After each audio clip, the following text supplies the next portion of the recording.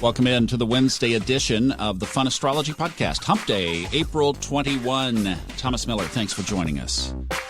I love this new listener question feature because, number one, it gives you a straight pipeline to be able to leave great questions on the show here. And also, when we have a day like today where everything that is in the sky has already been covered, we have some great stuff to open up and ask and answer questions that you guys have on your minds.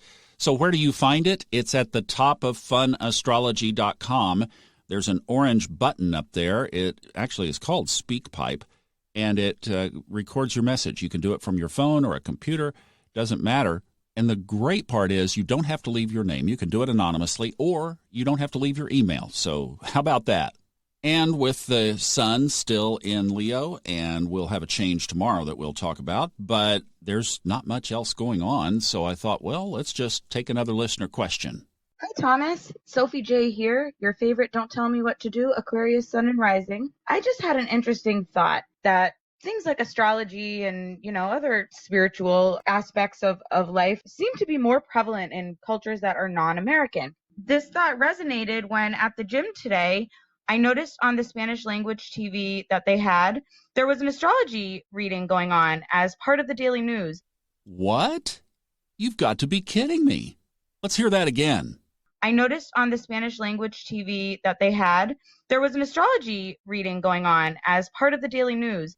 Okay, I've got chills right now. I got to say, Sophie is a longtime great listener and supporter of all of our podcast efforts, Subconscious Mind Mastery and Majana's Life After Life radio podcast. And wow, Sophie, thank you for that incredible information. And it gives me tingles because literally this week I'm starting to put together the formulation and the demo and everything that I'm going to use to go out to radio stations and try to get this on syndicated radio. By the way, if any of you know people who sit in high places with some of these radio station management companies and ownership companies now, I would really appreciate an introduction. But Sophie has a really good point. It made me think that, in fact, yes, perhaps it is kind of more prevalent in other cultures, such as Hispanic cultures, as it would appear on the TV show that I saw, as well as, looking at things like the Chinese zodiac and other things of that nature. Okay, I could go for 30 minutes on this, but I'll keep it short. In 2013, I got a prompt. It was an intuitive prompt to email author Fred Dodson about narrating his audiobooks for him. Long story short, that was 30 books ago.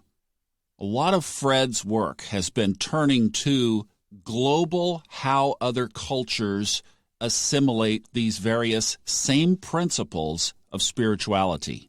So absolutely, Sophie, you are right. It's not about the United States or Europe or Asia. We have an assimilation of this that I think is going to become more global.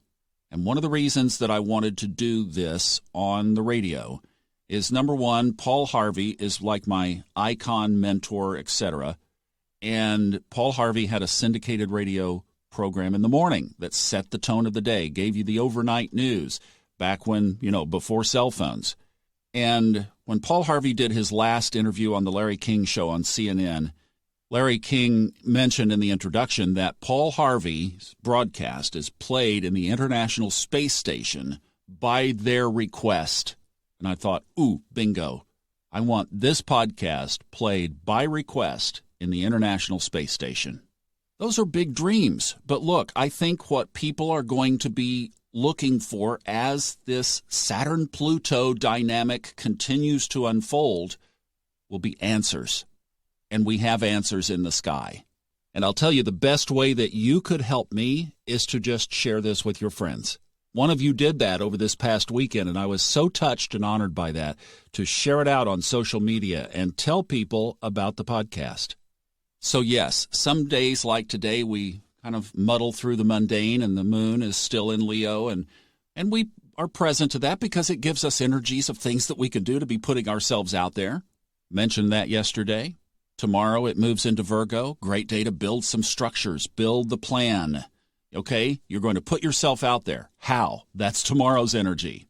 That's how we can follow this around day by day, but we have these big themes that have come into our world. Saturn and Pluto, Saturn and Jupiter, Aquarius. Don't forget Neptune's work in Pisces. Boy, I just don't mention Neptune and Pisces enough.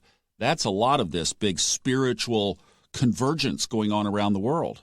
And I do indeed love that there are places around the world that, I agree, Sophie, are more spiritually in tune than the United States. I mean, the United States has a lock on materialism. Granted, that's the reputation in the world.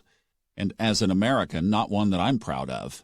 And I wish that we would become a more spiritual nation. But one of the things that we do well is we incubate.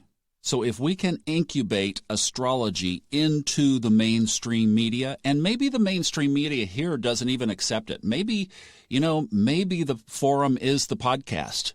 I don't know. Radio is a dying ember. Everybody agrees with that. 10 years from now, no telling what it will look like. But it still is a place where people gather periodically. But maybe, Sophie, looking universally is more appropriate.